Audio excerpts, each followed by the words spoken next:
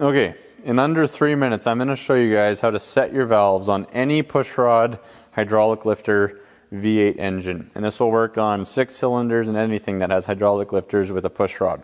You don't have to know the firing order, you don't have to know any of that. It's very, very simple. This is a rocker, all right? This is what pushes your valve up and down. The pushrod comes up in here. You can see that little divot right there. And this sits on top of your spring. Now listen, when your spring is fully open, that means your valve is seated in the head because the spring pressure pushes the valve closed, so it seats in your head.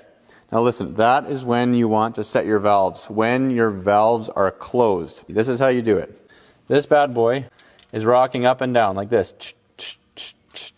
Now when it's pushing down on this, it's opening that valve because the lifter's coming up, the camshaft is pushing it up like this, I'm exaggerating it, and it's pushing down on that spring.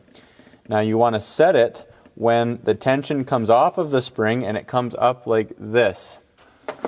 So what I do is tighten it down roughly to where it was before I took it off, just rough. That's a little bit looser than it was when it was set. All you've got to do is turn your motor over by hand with a ratchet or something. We're using this on the alternator.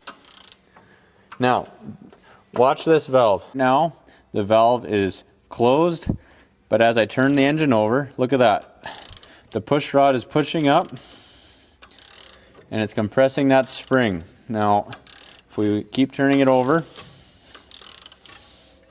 look at that. Now the spring is pushing back up and now the valve is closed because the spring has no pressure on it from this. See, this is loose now. So how I set this now, I'll just show you here. I spin it and I keep tightening this until I feel resistance. Now when I feel resistance, I stop and I take this ratchet and I turn it a quarter and then I turn it another eighth.